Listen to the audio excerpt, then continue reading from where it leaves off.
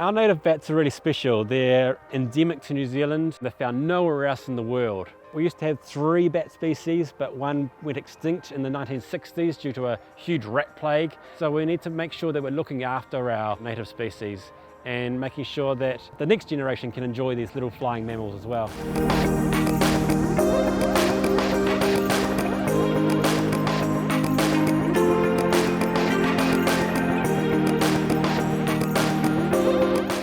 Hi, I'm Ben Paris. I'm a Senior Conservation Advisor at Auckland Council by day, but by night I'm known as New Zealand Batman on social media, and I use this profile to raise awareness about our New Zealand native bats. Well, I grew up down in Hamilton and Waikato, and we found out that bats were flying up and down the Waikato River.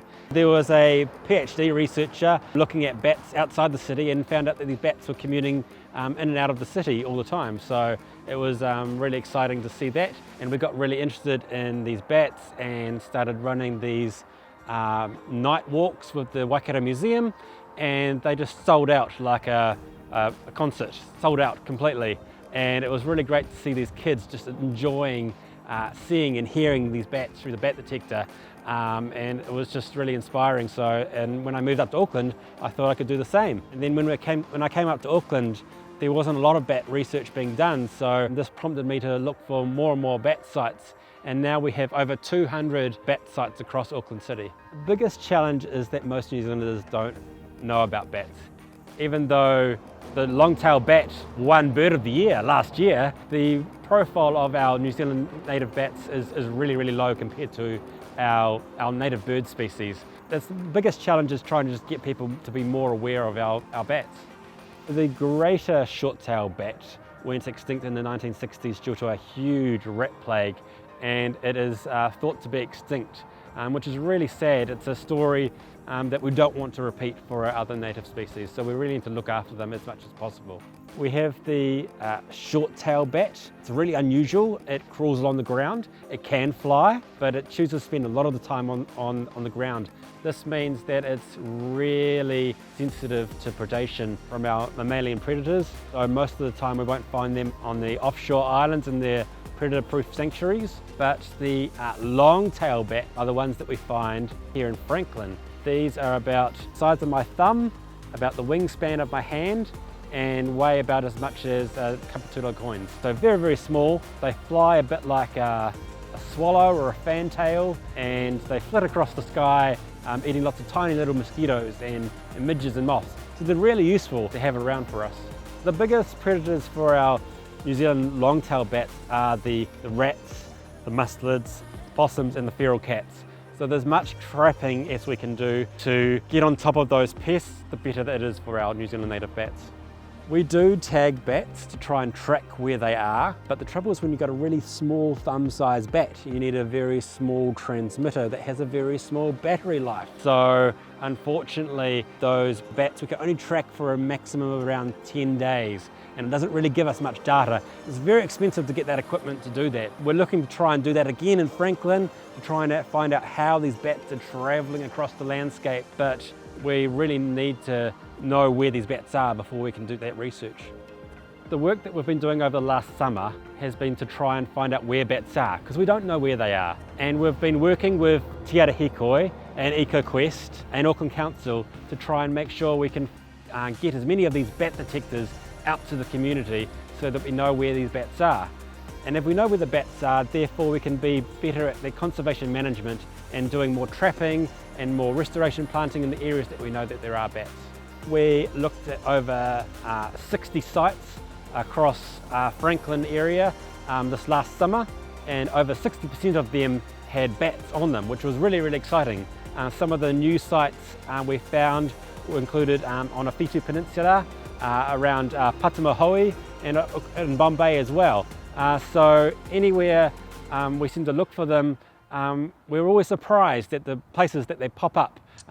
They don't need to have the most pristine habitat, but they're there and in really low numbers, so we need to try and boost them up by doing as much trapping as possible.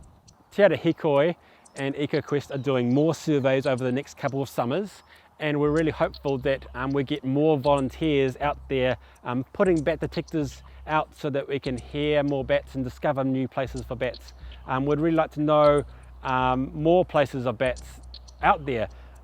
Some of the farmers that we've been talking to have said, oh yeah, we've got bats, we've had bats here for years, but they don't know who to talk to about it.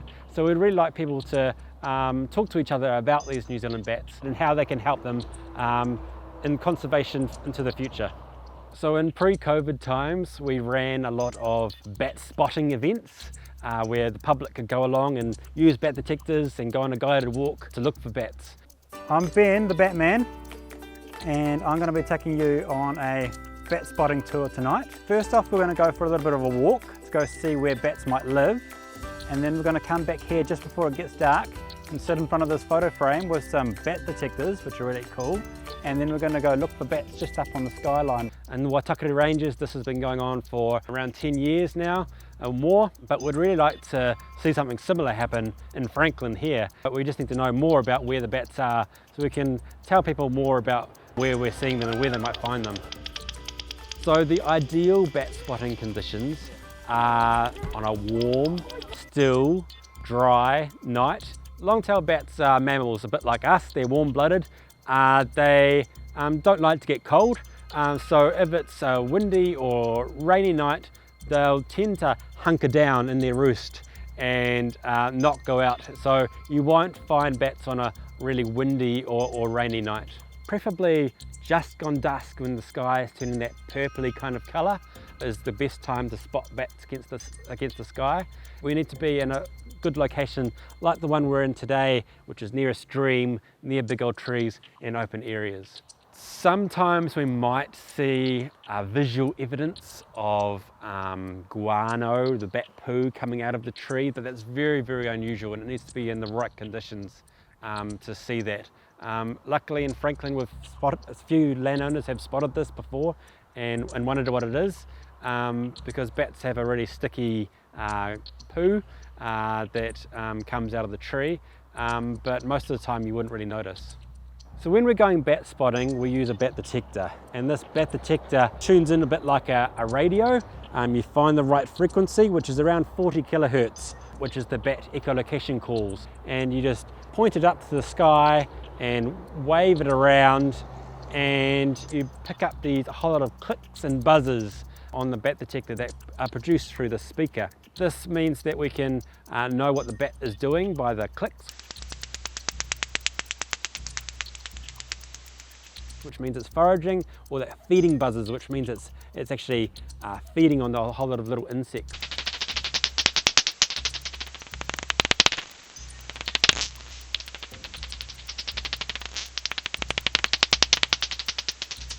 With the bat detectors you can hear the bats, but without them it's very, very difficult to spot them. You might see something flit across the sky just on dusk that might look like a fantail or a swallow, but otherwise it's very hard to see them. And a bat detector converts the echolocation calls that bats use to move around the forest, forage for food, and they produce these echolocation calls that produce a picture in their head.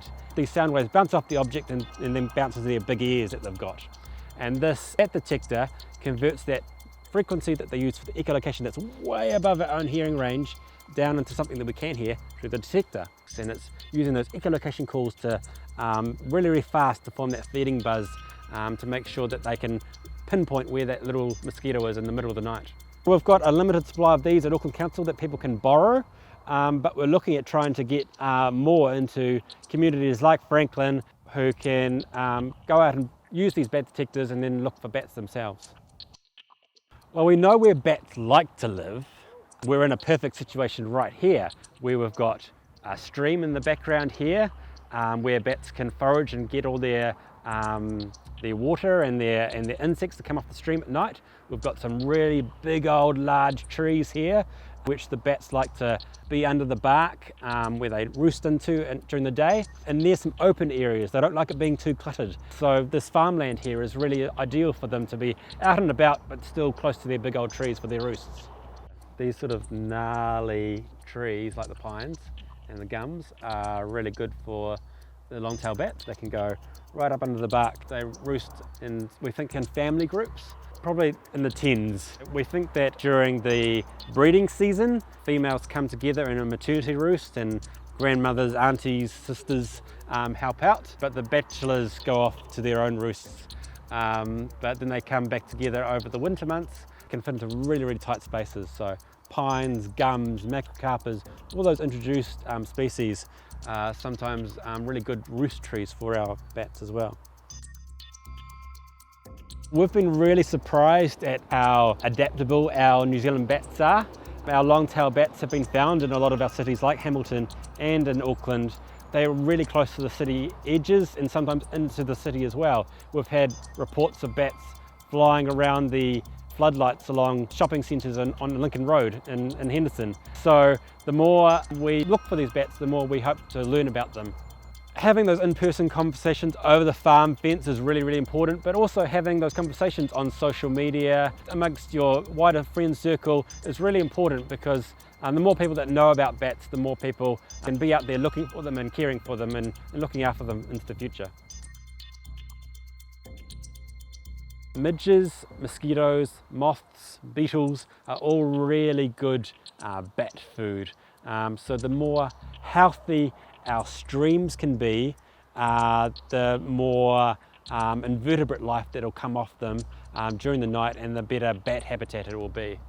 So our bats have the same predators as a lot of other native bird species do. The rats, the stoats, the possums, feral cats. So any type of trapping is really beneficial for our native bats. If everyone had a backyard trap in their backyard or around their property, it would really be helpful for our native bats. Be aware of bats, because most New Zealanders don't even know we had bats. These big old trees might be part of their habitat. So just, instead of just knocking them down, making sure that you're looking for bats before you knock down these big old trees. Looking at how you can restore some stream edges to be better for these bats as well. There's all sorts of things that these people can do, but the main thing we want people to do is just look out for bats. Anyone can be involved in New Zealand bat conservation. They can get involved by being part of Te Ara Hikoi. Te Ara Hikoi are doing some amazing work at raising the profile of New Zealand bats, and with the pest control program that they're doing as well. Te Ara Hikoi are able to work in partnership with Auckland Council to give out traps to the community where they can be part of predator control and be part of the bat conservation story. We can still put bats on the map in Franklin.